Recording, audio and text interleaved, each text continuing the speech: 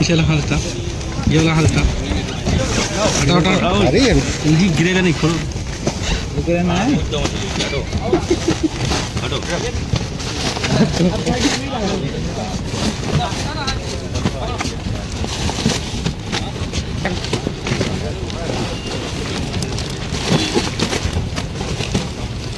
होगा सबका।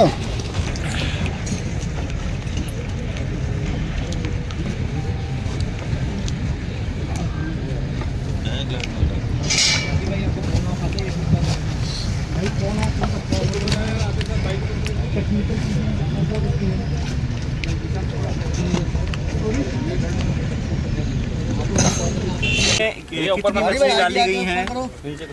ये पूरे प्रदेश में रिवर रेंचिंग प्रोग्राम चल रहा। लगभग हर जिलों में 2 लाख 1.5 लाख जैसा जिला है उस तरह की मछलियों को हम लोग डाल रहे हैं।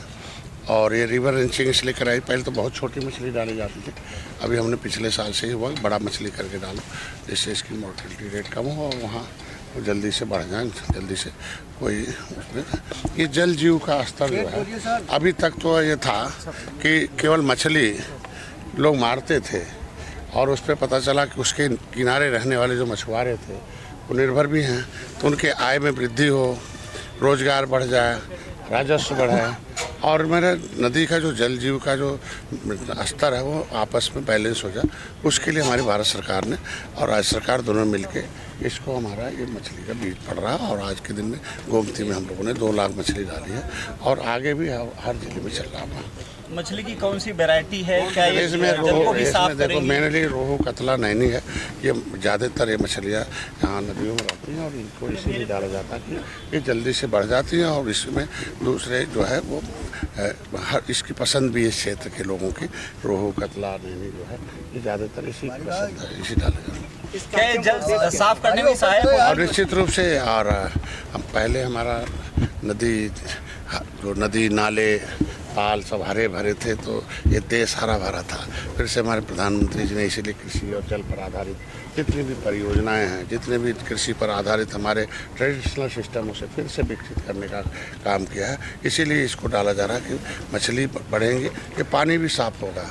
और आज उसमें जब हम जाएंगे तो लोग इसमें देखिए मछली से बहुत ढेर सारे फायदे, ओमेगा 3 है, प्रोटीन युक्त भोजन है, इसमें रोज़गार है, कम पैसे में रोज़गार है और हमारे जो नदियों का जो प्रदूषण है वो भी कम हो जाएगा। इसलिए अच्छा, मछली डालने से पहले डाली जा रही है, कितने % चांस है इनके सर्वाइव करने के? और देखो पहले तो 30% मॉर्टेलिटी होती थी, अभी हम लोगों ने उसे घटा के लगभग 5 से 10% कर दिया और ये लगभग ये बढ़ती रहेंगी, चूँकि इसमें हमको लगता है कि 10% से 20% से 10% तक ये पूरे बड़ा हो जाएंगे, 1 से 2 किलो 3 किलो हो जाएंगे, 4-5 किलो हो जाएंगे, ये हो जाएंगे। और इसीलिए डाले जा रहे हैं कि जो बड़ी मछलियाँ होंगी तो फिर उसे ब्रीडिंग करेंगी, उसमें भी उनका साइकिल चलता रहेगा। इसीलिए हमारे यहाँ जून, जुलाई, अगस्त 3 महीने मछली मारने पर प्रतिबंध है। हमारी भारत सरकार ने पहली बार है कि जो मछुआरे 3 महीने मछली नहीं मारेंगे उनके लिए हमने अलग से फार्म भरवाया, उनके हम 3 महीने का कंपनसेशन दे रहे हैं कि उनको कम से कम जीविकोपार्जन का साधन चलता है। उनको हम लोगों ने चिन्हित कर रखा है, जितने मछुआरे हैं उनको हम लोग फार्म भराए हैं और 4,500 रुपये हम 4,500 के आसपास हम उनको देंगे, 3 महीने का दे रहे हैं और इस साल से हम लोगों ने शुरू कराया है। प्रदेश में अभियान चल रहा है, क्या मछली डालने से पहले पानी की ऑक्सीजन कितनी है, क्या पर्याप्त मात्रा में वो जीवन यापन कर सकते हैं? निश्चित रूप से इस पर हम इसके लिए बैठक अभी हुई हम लोगों की और अभी प्रमुख सचिव के स्तर पर वहाँ बैठक हुई है, डिलाट से साथ बैठक हुई है।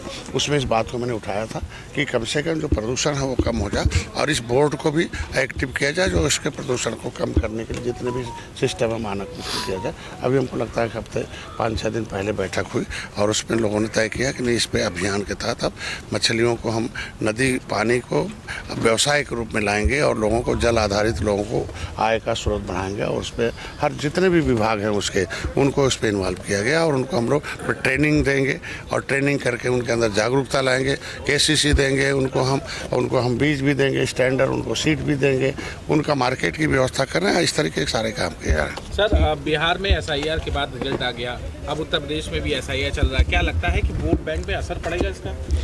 हमको लगता है कि शुद्ध रूप से भारत निर्वाचन आयोग एक संवैधानिक संस्थान है।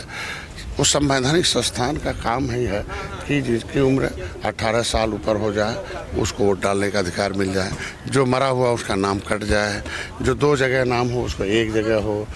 ये तीन प्रक्रियाएं हैं। उसके लिए निश्चित रूप से पीछे के देखा गया कि कुछ BLOs ऐसे हैं कि जिसकी जो 1962 की लिस्ट में 1962 की लिस्ट में जिसकी उम्र 30 साल 40 साल 50 साल था वो भी आज पड़ा हुआ उसमें। तो इसके मतलब कुछ त्रुटियाँ हैं, उस त्रुटि को सुधारना चाहिए।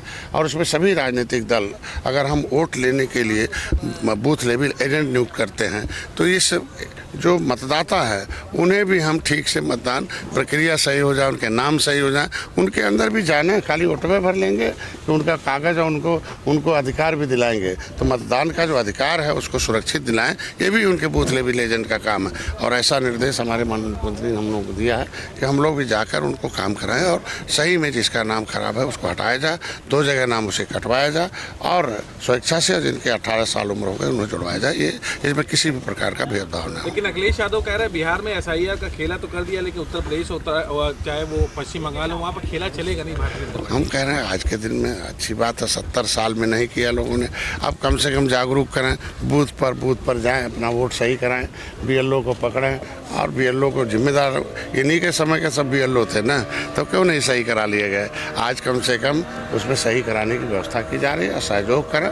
हम चाहते हैं हर बूथ पर अपना एजेंट बनाएं और वहाँ अपने मतदाताओं की सूची सही कराएं। आखिरी सवाल, अखिलेश यादव बेंगलुरु में विजन इंडिया कार्यक्रम कर रहे हो, कह रहे भारतीय जनता पार्टी की दोनों सरकारों की सोच पुरानी है, हम लोग नए युवाओं के साथ काम करेंगे। देखिए, इस युग में देश जनता जनार्दन है, जज है राजनीति में।